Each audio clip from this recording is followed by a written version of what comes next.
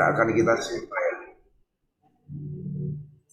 Buat teman-teman yang ada di rutan, barangkali Pak San yang menggerakkan kita semua, mengingatkan, mendorong, ya. Tapi saya mau sampaikan sama teman-teman semua, ya kita di sini saudara. Ya kalau kita ada dan kumpul saat ini, teman-teman, itu bukan karena rencana manusia. Ya, yang setuju dengan saya katakan amin. Ya, semua kalau kita boleh berkumpul hari ini untuk memuji, membesarkan nama Tuhan, untuk kita memberi hati kita beribadah kepada Tuhan, teman-teman, itu semua karena kemurahan Tuhan yang Tuhan lakukan dalam kehidupan setiap kita. Ya, jadi mari saya ajak teman-teman kita semua hari ini, mari kita beribadah jangan seperti rutinitas, jangan seperti biasanya yang ya kita selesai ibadah nggak dapat apa-apa. Saya minta kita semua ini mari ya buka hati, kita sungguh-sungguh sembah Tuhan. Dan percayalah ketika kita buka hati dan kita mau sungguh-sungguh memuji, menyembah, beribadah kepada Tuhan, maka Tuhan gak akan tinggal diam. Tuhan akan mencurahkan rohnya dalam kehidupan kita, dan roh itulah yang menjadi berkat yang utama dalam kehidupan setiap kita, teman-teman ya. Kalau roh Allah mendominasi, kalau roh Allah kemudian memimpin ya, Anda semua berikan kewenangan penuh kepada Roh Kudus untuk memimpin hidup Anda. Itulah berkat-berkat surgawi dicurahkan dan digenapi dalam kehidupan kita ya. Mari, ini bukan kegiatan sekuler, bukan kegiatan jasmani, tapi ini kegiatan rohani. Oleh karena itu saya minta kita semua mari nanti buka hati, ya, beri Roh Kudus bekerja dalam kehidupan setiap kita ya. Mungkin tata cara kita agak berbeda, tapi yang jelas kita saudara. Bilang amin dulu ya. Kita saudara, kita menyembah Tuhan yang sama, yaitu Tuhan Yesus, Allah Bapa, Putra dan Roh Kudus ya. Jadi mungkin ada tata cara yang berbeda, tetapi yang kita sembah alamatnya sama. Mari kita sama-sama buka. Yuk kita akan berdoa. Saya minta Mas yang baju merah, lupa aku namanya siapa, berdoa buat kita boleh Mas? Ya, namanya Mas siapa? Aku biar kenal. Daniel. Oh Mas Daniel ya, Mas Daniel lalu Pak San. Oke silakan Mas Daniel buka dalam doa yuk. Doa pembukaan ya Pak. Langsung doa saja. Mari kita semua berdoa untuk mulai. Bapa Surgawi, Allah yang kami sembah dalam nama Tuhan Yesus Kristus yang mulia, kami bersyukur kepada Engkau Tuhan karena kebaikan-Mu, kasih-Mu, kesetiaan-Mu yang begitu besar dalam kehidupan kami Tuhan. Tuhan dasar pagi hari ini dengan tubuh yang sehat dan kekuatan yang baru, kami bersyukur kepada Engkau karena Engkau begitu baik dalam kehidupan kami Tuhan. Saat ini Tuhan kami akan beribadah kepada Engkau, kami ingin memuji, membesarkan nama-Mu, kami ingin mendengarkan firman-Mu Tuhan. Oleh sebab itu bekerjalah Engkau di tengah-tengah ibadah kami Tuhan dengan kuasa-Mu. Dan lewat ibadah ini Tuhan, walaupun hanya online Tuhan, tapi kami percaya Tuhan kuasa-Mu tetap hadir di tengah-tengah kami. Kuasa-Mu menjamah kami semua Tuhan. Kau mengurapi hamba-Mu Bapak Bambang Wijayanto Tuhan di dalam melayani kami semua Tuhan. Kuasa dan urapan-Mu ada dalam kehidupannya. Dan kami semua Tuhan Yesus boleh memperoleh berkat yang daripada Engkau. Terima kasih Tuhan Yesus, terima kasih. Kami akan memulai ibadah kami pagi hari ini dalam berkat nama Tuhan Yesus Kristus. Haleluya. Amin. Saat ku memuji-Mu, Roh-Mu bekerja, Roh-Mu bekerja. Saat ku memuji-Mu, Kau bertata di atas pujian. Saat ku menyembah-Mu, mari sama-sama. Saat ku memuji-Mu, menyembah-Mu, Roh-Mu bekerja. Saat ku memuji-Mu, Kau bertata di atas pujian. Ku angkat hati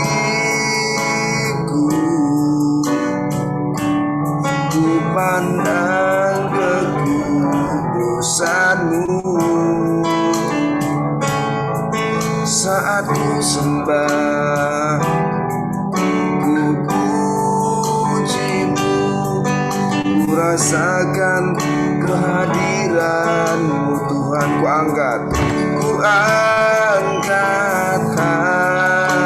hatiku, ku pandang kekudusan-Mu.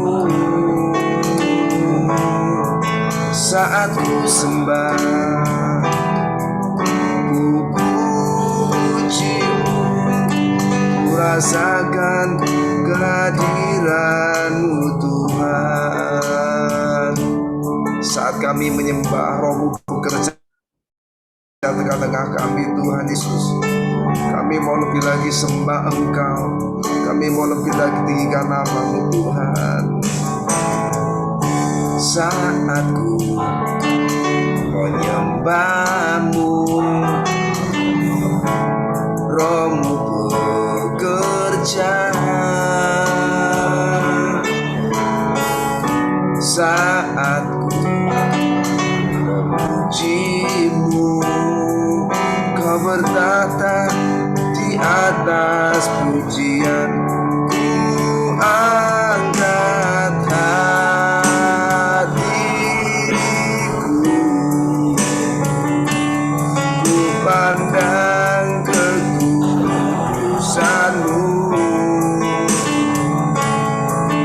Saat ku sembah, ku puji-Mu, ku rasakan kehadiran-Mu Tuhan. Ku angkat hatiku, ku pandang kekudusan-Mu. Saat ku sembah, ku puji-Mu, ku rasakan kehadiran-Mu Tuhan.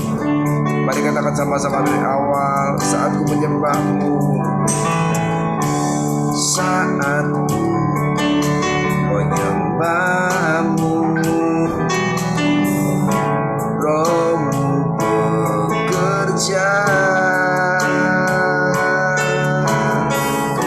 Saat ku memuji-Mu, Kau bertata di atas pujian.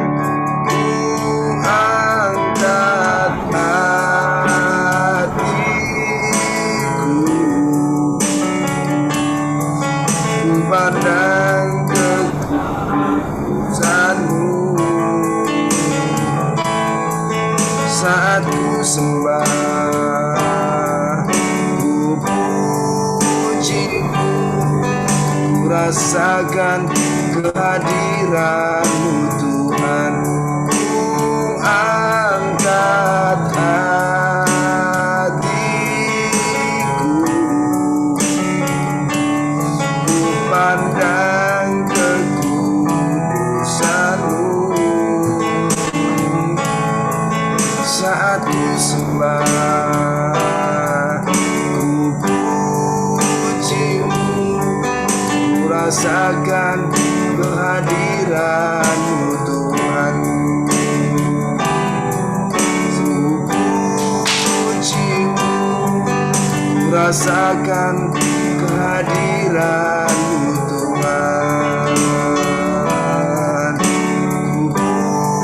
puji-Mu, ku rasakan kehadiran-Mu Yesus. Mari sembah Tuhan. Kami sembah Engkau, kami tinggikan nama-Mu Tuhan. Terima kasih buat kasih setia-Mu. Engkau baik, Kau teramat baik Tuhan. Hati kami bersyukur kepadamu buat kasih setia-Mu Tuhan. Terima kasih. Mari kawan-kawan, bersama-sama menyembah Tuhan. Naikkan kata-kata yang terbaik buat Tuhan. Puji sembah Dia, agungkan namanya yang kudus.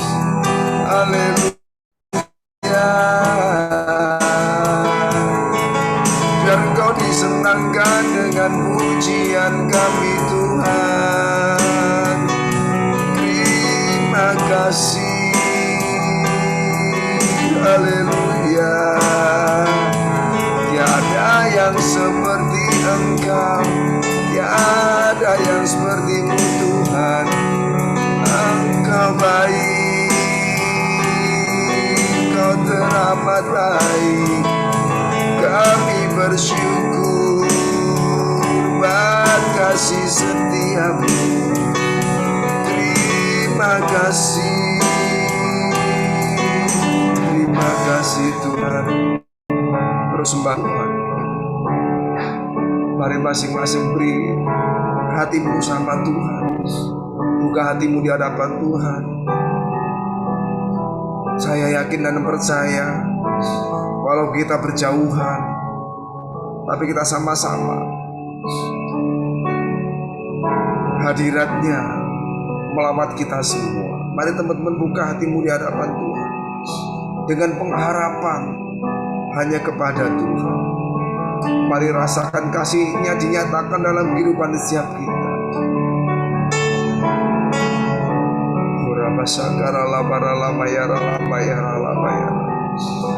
Kami bersyukur buat kasih setia-Mu, buat kebaikan-Mu Tuhan dalam hidup setiap kami, dalam hidup keluarga kami. Pemeliharaanmu sungguh sempurna dan ajaib Tuhan. Engkau tidak pernah tinggalkan setiap kami Tuhan Yesus menghadapi hidup ini sendirian. Tapi kami terus merasakan Engkau hadir Tuhan dalam setiap kehidupan kami ya Tuhan Yesus. Haleluya. Mari terus sembah Tuhan. Mari tinggikan namanya yang kudus. Mari senangkan hatinya. Terima kasih Tuhan Yesus. Engkau baik, Engkau teramat baik. Terima kasih. Haleluya.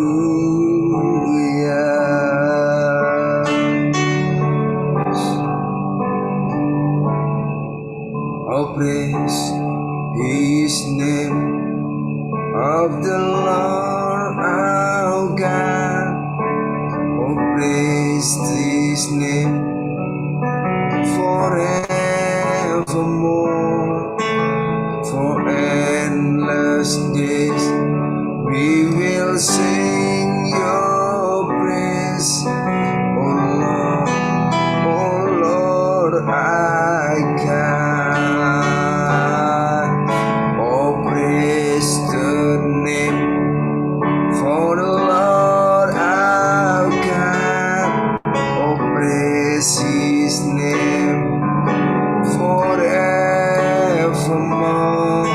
For endless day we will sing your praise. Oh Lord, our God. Oh praise His name for the Lord our God. Oh, praise His name forevermore. For endless day we will sing your praise. Oh Lord, our God. Oh praise the name of the Lord our God. Oh, praise His name forevermore. For endless day we will sing your praise. Oh Lord, our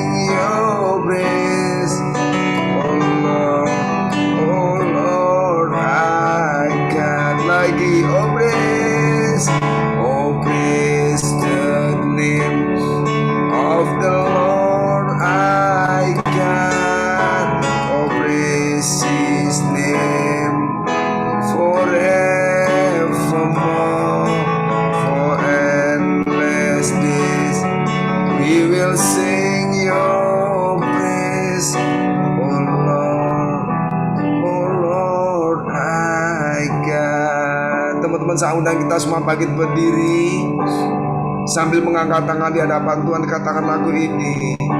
Angkat tanganmu di hadapan Tuhan. Kau Allah yang besar, ajaib dan mulia. Kau Yesus yang selalu membuatku terpesona. Segala pujian bagimu ya Tuhan. Hanya Kau yang layak ku agungkan. Kau Allah yang besar, Kau Allah yang besar, ajaib dan mulia. Kau Yesus yang selalu membuatku terpesona. Segala pujian bagimu ya Tuhan. Hanya Kau yang layak ku agung. Kau Allah yang besar, Kau Allah yang besar, ajaib dan mulia. Kau Yesus yang selalu membuatku terpesona. Segala pujian bagimu ya Tuhan.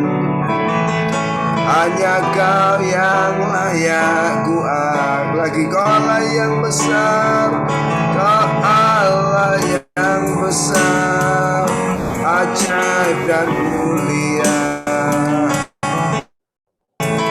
Kau Yesus yang selalu membuatku terpesona. Segala pujian bagimu ya Tuhan. Hanya Kau yang layak ku agung. Kau Allah yang besar sungguh-sungguh, Kau Allah yang besar, ajaib dan mulia. Kau Yesus yang selalu membuatku terpesona. Segala pujian bagimu ya Tuhan. Hanya Kau yang layak ku agungkan. Sungguh-sungguh Kau Allah yang besar, ajaib dan mulia. Amin ya Tuhan. Kau Yesus yang selalu membuatku terpesona. Segala pujian bagimu ya Tuhan. Hanya Kau yang layak ku agungkan. Kau Allah yang besar, Kau Allah yang besar, ajaib dan mulia. Kau Yesus yang selalu membuatku terpesona. Segala pujian bagimu ya Tuhan. Hanya Kau yang layak ku agungkan. Hanya Kau yang layak ku agungkan. Hanya Kau yang layak ku agungkan. Mari berikan tepuk tangan yang paling merepot Allah kita sambil katakan haleluya. Biar segala pujian, hormat dan kemuliaan hanya bagi nama Tuhan. Terima kasih Tuhan Yesus. Terima kasih Tuhan. Mari siapkan hati kita. Kita mau siapkan hati kita untuk mendengarkan firman Tuhan. Waktu selanjutnya saya serahkan sama Pak Sunatan.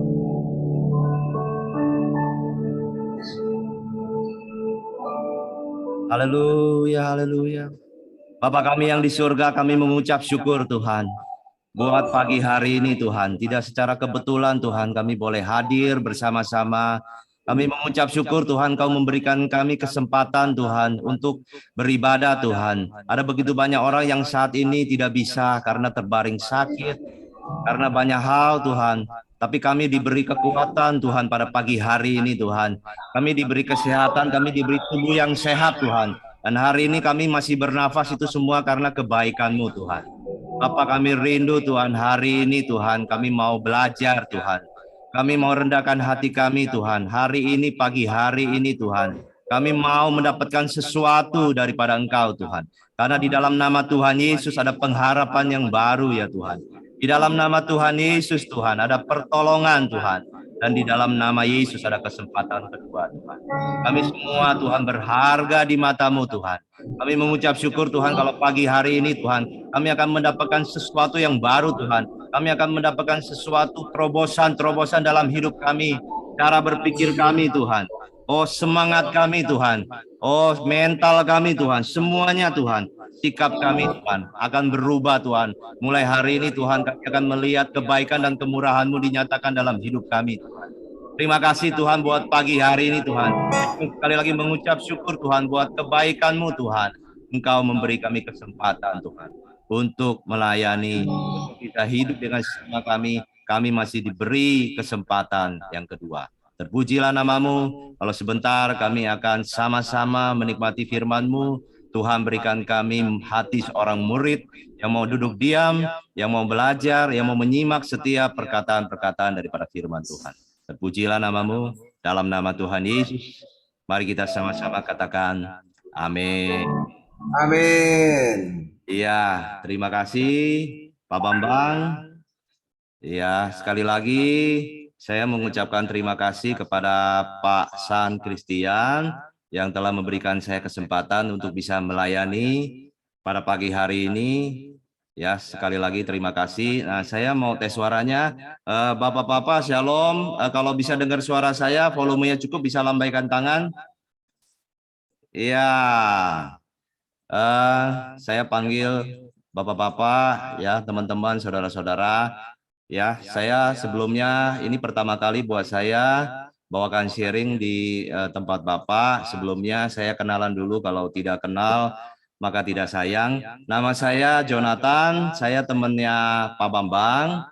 Saya tinggal di Jelambar, ya. Jelambar itu Jakarta Barat. Mungkin kalau teman-teman saudara-saudara dengar Jelambar itu di mana? Nah, saya kasih petunjuknya sedikit. Kalau misalnya ada orang meninggal itu bilang, wah dia dikuburkan di Rumah Duka Jelambar, Jabar Agung. Nah itu rumah saya di belakang Rumah Duka Jelambar Agung, itu di belakangnya ada komplek.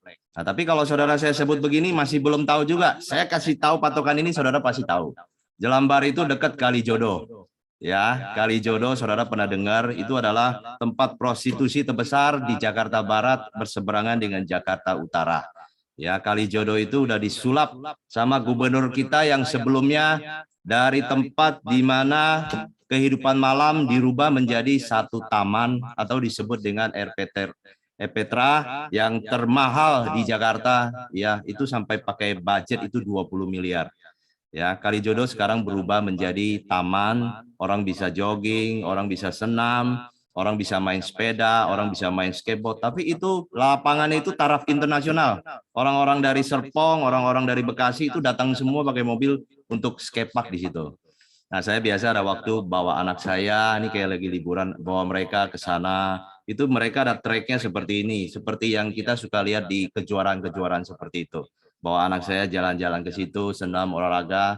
Nah, saudara, Kalijodo yang dulu tempatnya maksiat, ya, dari pagi sampai ketemu pagi lagi itu dugem terus, tempat prostitusi, itu diubahkan oleh gubernur kita yang terdahulu menjadi dari gelap menjadi terang. Dari satu tempat yang maksiat menjadi tempat yang berfungsi, membuat kita bisa olahraga, berfungsi menjadi baik. Nah, ada transformasi yang terjadi dari Kalijodo yang orang kalau dengar sekarang aja, saudara kalau dengar Kalijodo ingatnya apa? Ya, tempat pelacuran, tempat prostitusi, ya, tempat pria-pria hidung belang yang mau jajan seperti itu. Tapi sekarang kalau tadi saya lupa shoot videonya. Nah, kalau ada saya tampilkan buat saudara bahwa Kalijodo sekarang menjadi tempat yang ramah. Ya, ibu-ibu bisa senam di sana, bahkan sampai malam pun ada pasar malam di sana. Jadi tempat yang bersahabat. Kalijodo itu dekat Jelambar dan Telukung.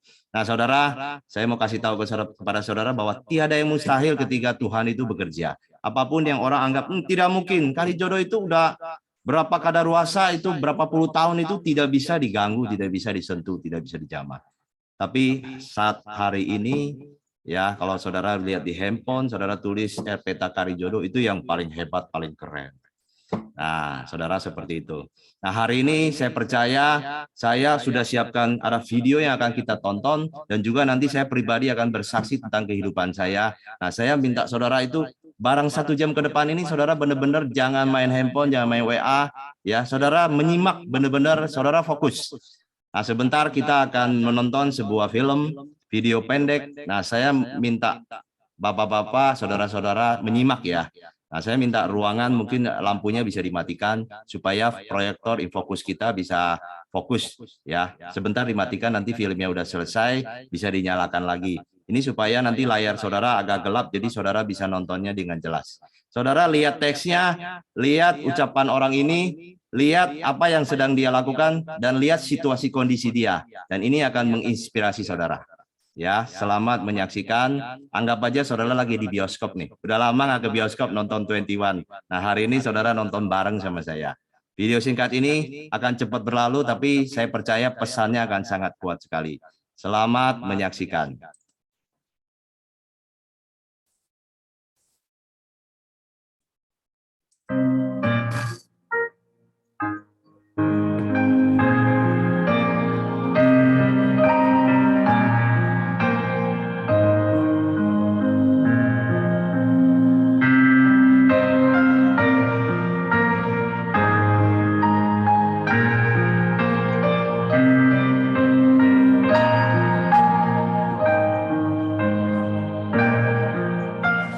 Especially in the early years of school, a lot of kids would come up to me and tease me. Nick, you're not good enough. Nick, just give up. Nick, you're never going to get a job. You won't get married. You can't even hold your wife's hand. What kind of a father are you going to be if you can't even pick up your kids when they're crying? You're alone. Sure, your parents hug you, but their hugs can't heal you. Just give up. Just give up. Just give up. Just give up. Just give up. The title of the message that I've been given is Transforming the Walls into Doors. The line that I like to use is changing obstacles into opportunities. I know that there are 1 billion people going hungry today. I know that this year 1 million people will commit suicide. I know today there are 120 million slaves, and I've met sex slaves, and I've seen the top of the pyramid as far as business and met the billionaires. I've met bankers, and I've also met orphans. We're all looking for something. We're all looking for hope, just because you were born with hope. No, we're born with pain. We're born and live through difficulties. And in our life, my parents always taught me that even though we don't know why I was born this way, that we have a choice. Either to be angry for what we don't have, or be thankful for what we do have. And the world is a hurting place, and the world needs hope, and the world needs love. Without hope, we feel like, why are we here? At age 8, I thought that I should commit suicide. At age 10, tried to drown myself in 6 inches or 15 centimeters of water in my home. I told my dad I just wanted to relax. But really, I wanted to end my life. I had enough. Why? I didn't have hope. I thought I didn't have hope. Today you can see that I had hope. I've been speaking at 5 congresses. I've met 7 presidents all around the world. My largest crowd was 110,000. I have 30,000 invitations for me to speak. And I've spoken to 4.5 million people face to face. In the last 48 hours here in Serbia, we've reached 5 million through media. I have 2 organizations. I have a non-profit organization and I have a for-profit. I've got a gorgeous wife, and I don't need hands to hold her hand. I only want to hold her heart. And you know, how am I going to hug my kids? So many kids, they come up to me. It's amazing. They put their hands behind their back and hug me with their neck. And I've realized in life, even the worst parts of my life can be turned into good. And even more special. The greatest 2 days in anyone's life. The day you were born and the day you knew why. There's a greater purpose for my life. I am here for a reason. Sure, I didn't get a miracle, but I realized something. If God doesn't change my circumstance, He's going to use my life to be a miracle for someone else. When you don't get a miracle, you can still be a miracle for someone else. And if you haven't found that peace of knowing who you are and why you're here, I want you to know that's how I've overcome. I don't have any walls. My book's called Life Without Limits. And what will be, will be. I've acted in a short film, 30 awards. I got Best Actor in a Short Film. I've done my own music video. I've written 2 books. First book, 30 languages, 800,000 copies. I'm 29, and we know 1 billion people know who I am. Not to bring up my pride or my name or my status, trust me, I'm just like you. But I hope you are inspired to know that if I can dream big, then so can you.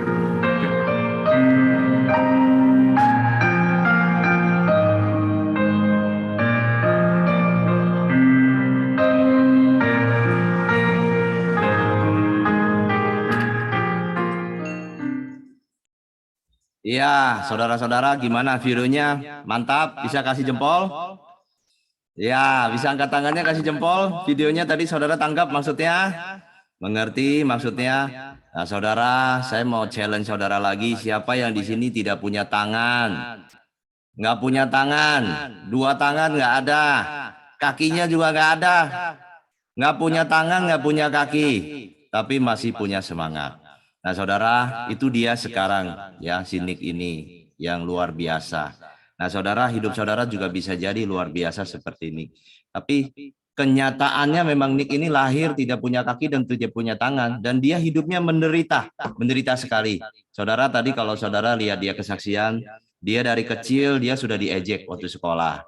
Ya, dia nggak punya kaki, sudah dibully, nggak punya tangan. Setelah dia jadi dewasa, dia juga dikatain bahwa kamu nggak mungkin bisa menikah, kamu nggak mungkin bisa berkeluarga, kamu nggak mungkin bisa punya anak, kamu nggak mungkin sukses, kamu tidak akan punya pekerjaan. Siapa yang mau angkat kamu? Siapa yang mau jadikan kamu karyawannya? Siapa yang mau pekerjakan kamu? Dia mau bunuh diri. Nah, saudara, bunuh diri itu adalah tindakan yang salah. Saudara jangan pikir mau bunuh diri. Saudara jangan pikirin aja pun jangan. Saya kasih ayatnya kenapa kita jangan bunuh diri. Di dalam Wahyu 21 ayat 8 berkata, orang-orang pembunuh, mereka tidak akan mendapatkan bagian dalam kerajaan surga. Mereka di dalam lautan yang menyala-nyala dan api neraka. Saudara, kalau saudara bunuh diri, saudara masuk neraka. Bunuh diri itu artinya pembunuhan terhadap diri kita sendiri. Pembunuhan terhadap diri kita. Diri kita ini adalah bait Allah. Saudara lakukan, jangan mikirin aja, apalagi jangan. Nah, saudara, hari ini kita akan belajar, tema kita adalah berharga di mata Tuhan. Saya minta saudara nanti menyimak setiap slide yang saya tampilkan. Ini sangat penting sekali dan sangat luar biasa sekali pesan yang akan saudara dapat lewat setiap slide-slide yang tampilkan. Mari saat ini saya mengajak kita, toel sebelah kanannya, toel sebelah kirinya, kasih tahu, Mas Bro, Bang, Pak, engkau berharga di mata Tuhan. Kasih tahu, kalau perlu teriakin, kalau perlu goyang-goyangin badannya. Nah, saya bacakan ayat ini, semuanya ini ada dasarnya firman Tuhan. Yang kita harus dengerin itu adalah suara Tuhan, bukan suara setan. Tuhan berkata kepada kita di dalam Yesaya 43 ayat 4a, oleh karena engkau berharga di mataku, di mata Tuhan tentunya, dan mulia, dan aku ini mengasihi engkau. Kita semua sama di hadapan Tuhan. Tuhan mengasihi kita. Kita diciptakan oleh Tuhan bukan secara kebetulan. Pertanyaan terbesar dari setiap manusia adalah tentang gambar diri. Cara pandang kita terhadap diri kita. Manusia, dunia memandang kita. Beda dengan cara pandang Tuhan. Tuhan memandang kita dengan caranya. Kita berharga di mata Tuhan, Mas Bro. Kasih tahu, Mas Bambang, kita berharga di mata Tuhan. Kehidupan di dunia ini mempengaruhi jati diri kita. Kita berharga, sering orang menilai dari apa yang dibangun oleh kita. Identitas kita seharusnya dibangun oleh apa kata firman Tuhan. 1 Petrus ayat 1 ayat 19 berkata, sebab kamu tahu bahwa kamu telah ditebus dengan cara hidupmu yang sia-sia. Dulu seperti itu diwarisin sama nenek moyang kita, eyang kita, bukan dengan barang yang fana. bukan pula dengan perak dan emas, bukan dengan barang-barang mati seperti itu. Tapi Tuhan mengasihi kita, Dia ngasih kita anak yang tunggal, darah yang mahal tercurah di kayu salib, darah Yesus, darah anak domba untuk menebus dosa kita. Nah saudara, apa yang mustahil buat Tuhan itu nggak ada yang mustahil. Ini foto siapa, Mas Bambang ya? Oh bukan, ini foto yang tadi sini. Ya, dia bisa menikah. Tuhan kasih dia pasangan hidup. Ya, istrinya cantik. Istrinya cantik. Dia menikah. Bukan cuma menikah, Mas Bro. Dia punya anak berjibun tuh. Ya, 4 anaknya. Saudara bingung kan? Dia bisa punya anak kan? Saya juga bingung, ya kan? Sama-sama kita bingung. Tapi itu kedahsyatan Tuhan, kuasa Tuhan. Ya, apa yang sering orang bilangin sama dia nggak bisa menikah, dia nggak bisa punya anak. Nah, dia buktikan. Ini dia bisa menikah, dia punya anak. Sekali lagi, saudara lihat, Nick ini ada di antara kita nggak ada. Ya, di ruangan kita nggak ada yang nggak punya tangan, nggak punya kaki. Dia nggak punya tangan, nggak punya kaki, tapi terus bersemangat. Lihat baju yang dia pakai warna merah. Itu artinya apa? Semangat, antusias, berani. Seperti itu. Saudara, suara yang kita dengar, percaya itu menentukan masa depan kita. Mengetahui gambar diri kita, identitas kita itu penting, karena itu mempengaruhi sikap dan respon kita. Saudara tahu ini siapa? Ini adalah Musa. Kalau saudara baca Alkitab di Perjanjian Lama, saudara pasti tahu ini siapa. Ini Musa. Nah, Musa di dalam Keluaran 2, Musa dikasih tugas sama Tuhan untuk membawa bangsa Israel keluar dari Mesir menuju tanah perjanjian. Tapi Musa selalu bilang, saya tidak pandai bicara. Musa selalu merasa tidak punya percaya diri, menarik diri ketika Tuhan ingin memakainya. Musa selalu terjebak pada masa lalunya. Dia pernah bunuh orang Mesir di depan orang Israel. Jadi ketakutan, Musa itu seorang pembunuh. Kemudian dia kabur ke padang gurun. Nah saudara, Musa itu 40 tahun di padang gurun, merasa bersalah. Ya, urusannya cuma sama domba, sama kambing, sama hewan. Sampai akhirnya sudah kena waktunya Tuhan memulihkan gambar diri Musa. Tuhan memanggil dia.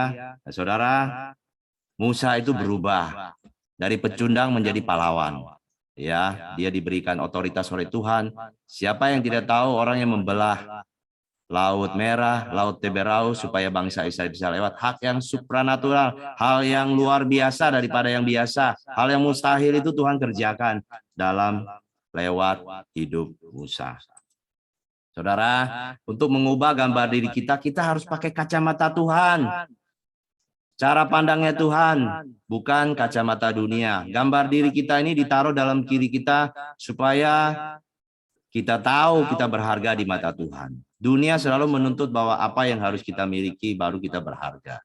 Tetapi Tuhan, menurut Tuhan, kita berharga. Apapun yang menjadi kesalahan kita di masa lalu, bagi Tuhan kita tetap menjadi orang-orang yang berharga di mata Tuhan. Dan orang-orang yang berharga di mata Tuhan akan selalu dinantikan oleh Tuhan. Dinantikan oleh Tuhan, ditungguin sama Tuhan. Seperti kita ditungguin sama pacar kita nanti setelah ini. Setelah keluar dari sini kita ditunggu sama orang tua kita ditunggu sama adik-adik kita ditunggu sama teman-teman kita ditunggu sama rumah kita sedang ditunggu sama Tuhan. Tuhan rindu kita datang padanya, Tuhan rindu kita memulihkan kita, Tuhan rindu menjadikan kita manusia yang baru. Karena Tuhan juga mau pakai kita seperti tadi sinik itu. Nah, saudara, ini gambar apa? Kalau kita mau keren, pakai kacamata hitam, motornya Harley Davidson, jalan-jalan keliling gunung. Wah, itu udah freedom, ya, bebas. Kacamata Tuhan, iblis berbeda. Suara iblis, suara setan. Mau dengerin suara Tuhan atau mau dengerin suara hantu? Saudara, kalau ikutin suara bisikan setan, setan pasti bilang kita, kamu nggak bisa.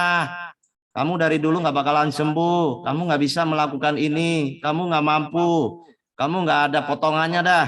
Tuhan akan selalu bilang, iblis akan selalu bilang sama kita, bisikin kita untuk supaya kita khawatir, supaya kita cemas.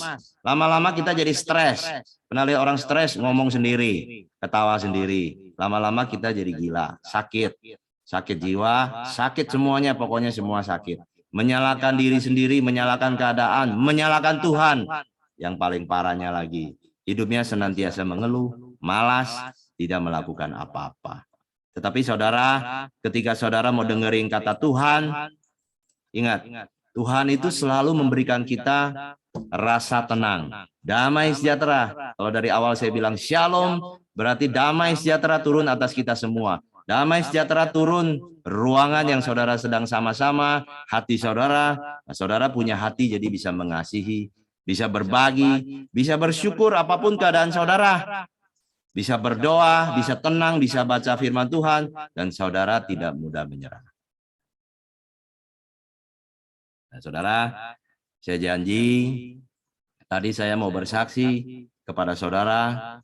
Ya, Jonathan ini ngomong aja, ya, ngemeng terus, ya kan? Bagaimana itu kan teori semua, firman Tuhan. Ya, saya harus ceritakan apa adanya hidup saya, supaya saudara mengerti bahwa kadang Tuhan mengizinkan kita mengalami kesulitan, penderitaan, ya, itu bisa karena iblis yang mencobai kita atau apa yang kita lakukan sendiri.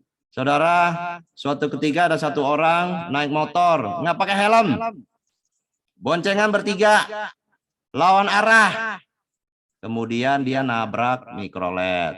Habis itu jatuh, tangannya patah, kakinya patah, lehernya patah. Nah, itu salah siapa?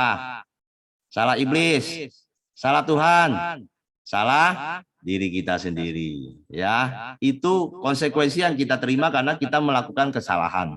Tapi saudara, ada satu orang namanya Ayub.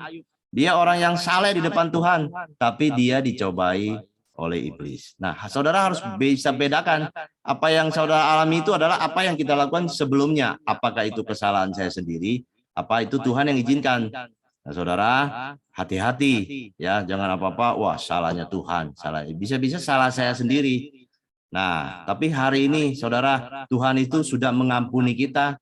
Tuhan itu sudah memberikan kita kasih karunia-Nya supaya kita jangan mau diintimidasi oleh iblis, supaya kita jangan lagi mau dengar suara-suara iblis. Saudara, saya bersaksi tentang hidup saya. Saya ini bukan orang kaya. Saya ini bukan keturunan dari ada warisan keluarga orang kaya. Enggak, saya sama seperti saudara. Saya bekerja sebagai sales, karyawan di sebuah perusahaan percetakan. Saya bagian packaging. Saya menawarkan dus packaging itu ke perusahaan-perusahaan packaging. Ya, kalau orang bilang ya Jonathan ini tukang kardus dah, gitu loh. Semua dikardusin. Kalau bisa Mas Babang saya kardusin. Semua saya kardusin. Semua barang saya minta dibikinin dus aja udah, supaya saya dapat PO, saya dapat order. Singkat cerita, kita juga pengen seperti orang lain. Waktu belum kenal Tuhan sungguh-sungguh, kita pengen jadi orang kaya, kita pengen menikah, kita pengen punya anak, pengen punya rumah, pengen kredit mobil, ya bisa jalan-jalan ke luar negeri seperti orang lain. Tapi ternyata Tuhan punya rencana yang lain. Ya, saya baru menikah, ya kan? Baru menikah, apa yang terjadi? Saudara, saya menikah dengan istri saya yang pertama. Kita pengen punya keluarga yang bahagia, tapi baru menikah. Nah, memang sih kita mau langsung punya anak. Nah, istri saya kemudian hamil. Oh, saya senang sekali. Saya sales lebih rajin lagi, kerja target, kerja omset. Tapi saudara, apa yang terjadi ketika istri saya hamil? Istri saya divonis oleh dokter, dia sakit kanker otak. Istri saya itu punya tumor di kepala. Jadi ketika istri saya hamil anak saya yang pertama perempuan, baru sampai 6 bulan, belum sampai 9 bulan, istri saya sudah tidak tahan sakitnya, sakit kepalanya. Sampai istri saya dipanggil Tuhan, saudara. Istri saya dirawat di rumah sakit intensif selama 18 hari, kurang lebih berarti 3 mingguan. Bed rest, ya sudah nggak tahan lagi. Akhirnya istri saya meninggal. Istri saya dipanggil Tuhan, yaitu karena sakit kanker, tumor, apapun jenisnya itu pokoknya kalau dia sakit dia teriak-teriak tidak tertahankan. Kalau lihat saya itu udah berbayang ya, nggak bisa lihat lagi, nggak bisa kayak tadi saudara nyanyi. Lihat tulisan seperti itu. Jadi istri saya menderita sekali. Saya baru menikah langsung mengalami seperti itu. Ya, kaget. Kok tidak sama dengan orang lain kehidupan kita?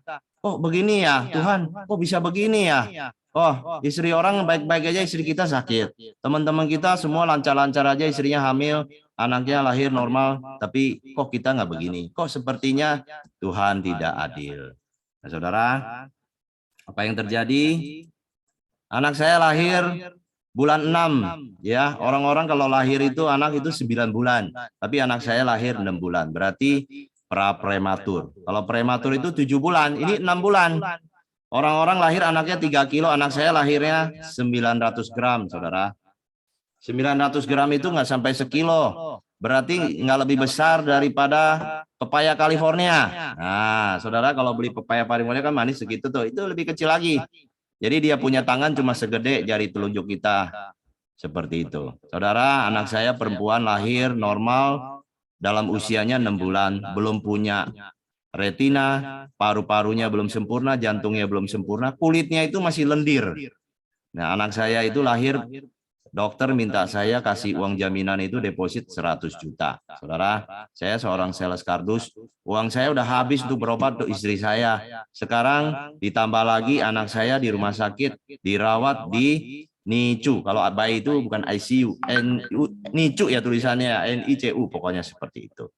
Anak saya pasangnya lengkap semua, ventilator semua, pokoknya satu badan semuanya kabel. Sehari pakai ventilatornya aja, nafasnya aja 1,8. Nah, anak saya ini nggak tahu sampai kapan nih. Orang dia beratnya cuma 900 gram. Saudara, apa yang terjadi dengan hidup saya? Nggak pernah berpikir kalau menikah begini jadinya. Kalau tahu begitu saya nggak berani menikah. Ya, nah saudara, kadang-kadang ada hal yang terjadi di luar apa yang kita inginkan, apa yang menjadi kehendak kita. Terjadi begitu cepat dan kita tidak bisa menghandlenya dan itu udah di luar kapasitas kita. Apa yang saya lakukan, teman-teman? Saya nggak bisa tidur. Sejak itu saya malam nggak bisa tidur. Kayak orang stres. Ya, nggak bisa tidur. Kenapa? Saya tidak tahu apa yang sedang terjadi sama hidup saya. Dan saya udah utang sana-sini. Pinjam sama temen, pinjam sama saudara. Semuanya udah saya pinjemin. Cuma Mas Bang aja sebelum saya pinjemin. Karena saya belum ketemu waktu itu. Kalau ketemu, saya pinjam juga. Kenapa? Karena kita sedang mengusahakan dengan kemampuan kita. Tapi kemampuan kita terbatas. Saya sekali lagi bukan orang kaya. Saya cuma karyawan biasa, sales yang bolak-balik ngorder sana-sini, terima komisi seperti itu aja. Tapi uang saya udah habis untuk berobat istri saya yang punya penyakit itu penyakit mahal. Kanker itu obatnya sekali ambil 1,5 juta, 1,5 juta. Sekali infus berapa, Dan saat itu belum ada BPJS. Kalau ada BPJS, saya udah serahin aja BPJS, nggak mau pusing dah. Mau disuntik 10 kali juga ayo aja. Ini setiap kali disuntik mesti uangnya kasih dulu. Ayo, bagaimana kita nggak bangkrut? Saudara, di saat saya mengalami kesulitan hidup dan keterpurukan, yang saya lakukan ini. Nah, saudara, respon itu sangat penting. Ketika saudara mengalami pergumulan yang hebat. Saya cuma datang sama Tuhan, saya hanya menyembah Dia. Ya, saya nggak minta apa-apa, saya cuma kebetulan saya bisa main sedikit gitar, jadi saya cuma pegang gitar, itu saya pelukin aja, anggap aja itu istri saya lah, saya pelukin aja, saya nyanyi. Saya cuma minta belas kasihan Tuhan. Saudara, kalau saudara susah, jangan minta belas kasihan sama orang, jangan sama manusia. Karena manusia itu sama seperti kita. Yang kita harus minta belas kasihan itu adalah Allah pencipta semesta kita. Dia yang menciptakan kita, dia yang tahu hidup kita. Siapa? Ya, dia namanya Tuhan Yesus. Jadi saya cuma minta, Tuhan Yesus tolong saya. Dia kasih kita roh penolong, Roh Kudus. Roh Kudus, tolong saya, tolong saya, tolong saya. Saya nggak tahu harus bagaimana. Tapi saya minta tolong Tuhan, tolong saya, tolong saya. Alhasil apa yang terjadi, saudara? Tuhan menjaga saya, Tuhan memelihara saya, Tuhan memulihkan hidup saya. Singkat cerita, nah ini anak saya, anak perempuan saya sekarang udah SMA 1, lulusan sebentar lagi masuk SMA 2. Saya udah pernah bawa dia ke klinik Nusantara, saya tes dia punya mata, ternyata dia matanya normal, cuma minus saja silinder karena waktu bayi dia disemprotin oksigen terus perih dan matanya akhirnya kering. Jadi dia pakai kacamata aja. Tapi saya udah pernah main sama dia, saya lemparin panci, saya lemparin barang-barang yang berisik, ternyata dia nggak budek. Ya, dia kaget, berarti dia nggak budek segala macam. Jadi saya tes aja begitu, sering main-mainnya, so isengin dia, kagetin dia apa. Jadi dia normal. Anak saya yang pertama ini namanya Karen, asal dari kata care, peduli. Karena ketika ada, semua orang mendoakan dia, semua orang peduli sama dia. Saya tambahin N lagi jadi Karen. Anak ini namanya Karen, semua orang peduli sama dia. Semua orang peduli sama dia, apalagi Tuhan kita. Jadi Tuhan itu peduli sama anak saya, semuanya kebutuhan dicukupi. Karen itu hidup karena kuasa Tuhan, bukan karena bapaknya, tapi karena Bapa di surga. Saudara, singkat cerita, saya dipertemukan lagi dengan Tuhan dengan seorang wanita yang menyayangi saya dan anak saya. Bisa terima saya apa adanya. Saudara, saya bukan orang kaya ya, sekali lagi. Saya sales yang berusaha membangun kehidupan rumah tangga, berusaha untuk melunasi utang-utang saya. Nah, saudara, ya, saya berdoa sama Tuhan, Tuhan, saya mau menikah lagi. Tuhan, saya bukan butuh pacar lagi, saya butuh mama buat anak saya. Saya berdoa seperti itu sama Tuhan. Dan Tuhan menjawab doa saya ketemu dengan istri saya di sebuah persekutuan doa. Tuhan, ya, dia akhirnya mau sama saya, bisa terima saya padanya. Saya ajak ketemu melihat anak saya di rumah mertua saya dalam kondisi seperti itu, dia bisa terima saya. Dan hari ini ya, saya bukan cuma punya satu anak, tapi saya diberikan lagi 2 anak laki-laki, satu namanya David, satu namanya Daniel. Jadi ada 3 anak dari 2 istri yang berbeda.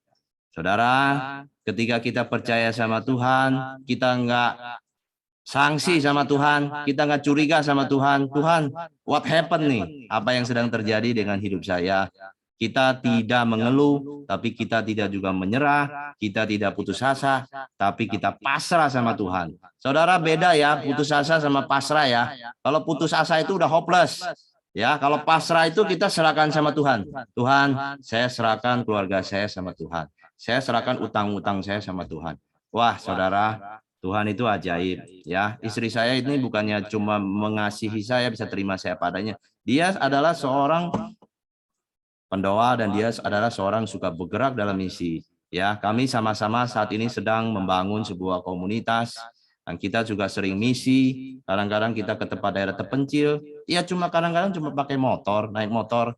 Sebisa mungkin kita kumpulin ada berapa, kita salurkan kepada orang-orang yang membutuhkan.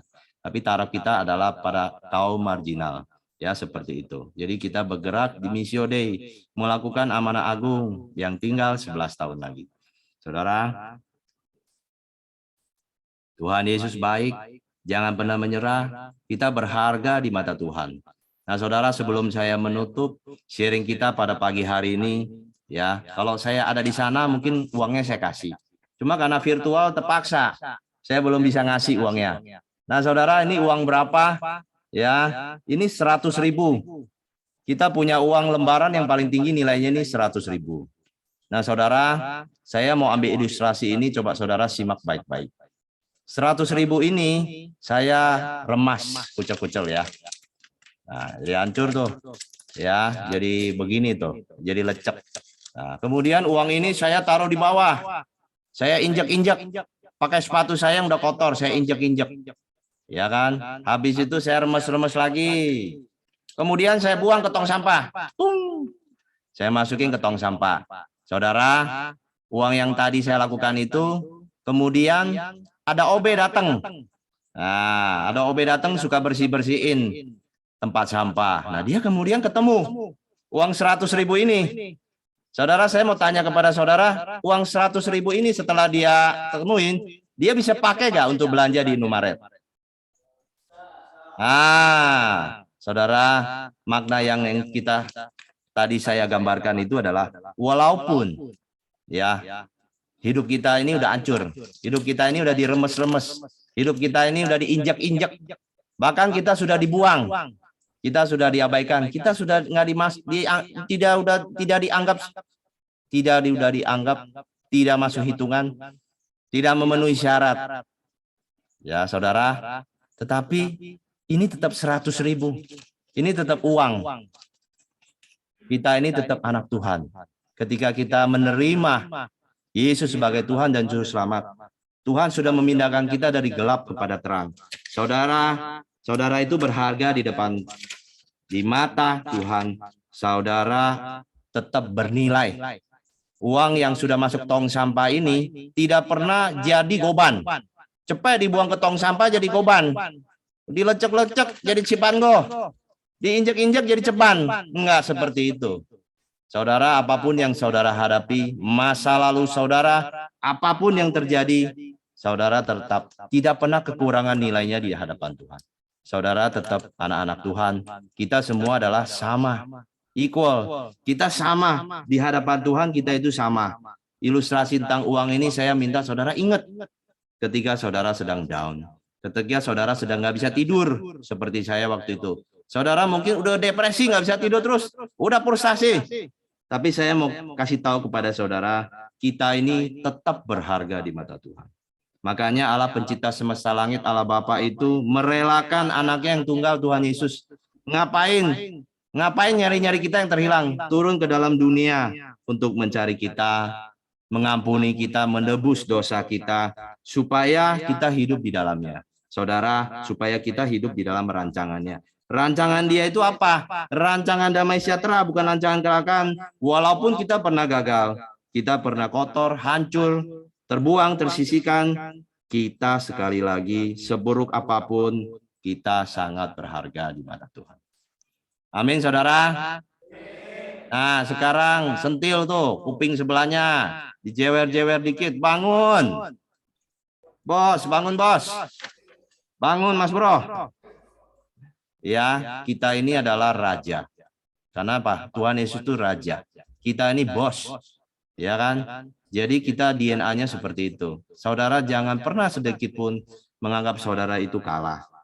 Nah, hari ini saya mau kasih tahu kepada saudara, ketika nanti kita berdoa, ya, saudara sungguh-sungguh mendeklarasikan apa yang akan saya katakan. Saudara ikutin setiap kata-katanya. Saya percaya Roh Kudus hari ini ingin menjamah saudara. Saya percaya apapun masa lalu saudara, jangan lagi terintimidasi. Jangan lagi mendengar suara si jahat, setan. Jangan peduli orang ngomongin apa, orang pikirin apa tentang saudara. Saudara cuman pikirin apa yang Tuhan katakan. Saudara memandang seperti Tuhan membangun. Dia sanggup memelihara kita, menolong kita, memulihkan hidup kita. Mari saya ajak bapak-bapak, saudara-saudara untuk bisa bangkit berdiri. Kita mau berdoa bersama-sama. Mari kita taruh tangan kita sebelah kanan di dada. Mari kita berdoa. Bapak kami mengucap syukur Tuhan buat siang hari ini Tuhan. Terima kasih kami boleh berada di dalam ruangan ini. Ini bukan kebetulan Tuhan. Dan saat ini Tuhan, saya mau deklarasikan hidup saya pagi hari ini hari Jumat tanggal 24 Juni. Tuhan, di tahun 2022 ini saya mau bangkit Tuhan. Mari katakan sama-sama, saya mau bangkit. Supaya telinga saudara dengar dan masuk ke dalam pikiran saudara. Tuhan, saya mau berubah Tuhan. Sikap saya Tuhan. Cara berpikir saya Tuhan. Mental saya Tuhan. Ya Tuhan, aku mau tekun Tuhan. Belajar firman Tuhan. Baca Alkitab. Saya kuat Tuhan. Saya sehat Tuhan. Saya akan terus bertumbuh Tuhan. Dan saya akan terus berbuah di dalam Kristus. Makin hari saya akan makin berubah karakter saya. Seperti Kristus. Terima kasih Tuhan, buat siang hari ini, Kau telah mengumpulkan kami, supaya kami kuat di dalam Engkau Tuhan. Pagi hari ini, sebentar kami akan meninggalkan tempat ini. Tapi kami percaya Tuhan, mujizat masih ada Tuhan. Kami akan pulang ke rumah tangga kami Tuhan, tanpa dengan kekurangan suatu apapun Tuhan. Kami akan pulang dalam keadaan sehat dan kuat, dan penuh antusias, optimisme Tuhan, menjalani hidup kami. Yang lama sudah berlalu, yang baru sudah datang. Mari saya ajak kita masing-masing, ikutin saya baca ayat ini, di dalam Filipi 4 ayat 13. Segala perkara dapat kutanggung di dalam Kristus, yang memberikan kekuatan kepadaku. Saudara, ayat ini berbicara semua, segala perkara. Perkara kesehatan, perkara keterikatan, masa lalu, apapun yang kita lakukan, semuanya Tuhan sudah tanggung di atas kayu salib. Saudara, jangan terintimidasi. Tuhan Yesus mengasihi kita semua. Terima kasih Tuhan, Engkau melihat setiap anak-anak-Mu yang sudah mengambil komitmen untuk berubah. Tuhan, mereka akan membuktikan kepada Engkau dan sesama bahwa mereka sudah berubah dan berharga di mata-Mu Tuhan. Mulai hari ini Tuhan, kami sudah punya mindset yang baru Tuhan. Cara berpikir surga, kerajaan surga sudah datang Tuhan dalam hidup kami. Dan kami akan mengubah hidup kami, keluarga kami, lingkungan kami, dan kami akan berdampak Tuhan dimanapun kami berada. Terima kasih Tuhan buat kebersamaan-Mu, sukacita Tuhan yang Kau berikan buat kami. Terima kasih Engkau memberkati setiap orang yang menolong kami di tempat ini. Engkau memberkati Mas Bambang, Pak San Christian, dan semua orang yang membantu kami supaya hidup kami menjadi lebih baik. Terpujilah nama-Mu, dalam nama Tuhan Yesus. Mari setiap yang percaya dan antusias, katakan, amin. Terima kasih, Tuhan Yesus memberkati. Shalom. Saya serahkan kembali kepada Mas Bambang. Baik, terima kasih Pak Jonathan yang sudah menyampaikan firman-Nya dengan luar biasa ya. Saya yakin kita semua diberkati ya teman-teman ya. Kita harus semakin bertumbuh, makin luar biasa ya. Jangan jadi Kristen yang biasa. Tapi hari ini firman Tuhan mengajarkan kita harus semakin luar biasa. Baik, Pak Daniel, saya serahkan ke Pak San untuk ada pengumuman barangkali. Monggo. Sebelumnya kami mengucapkan terima kasih buat pelayanan dari Pak Bambang Revival Ministry yang sudah melayani kami walaupun lewat Zoom, tapi kami diberkati oleh Tuhan. Juga buat Bapak Yonatan yang sudah memberikan firman Tuhan, terima kasih buat motivasinya. Tuhan Yesus memberkati. Buat teman-teman semua, pengumuman besok ada ibadah jam 10 sampai jam setengah 12 secara onsite akan dilayani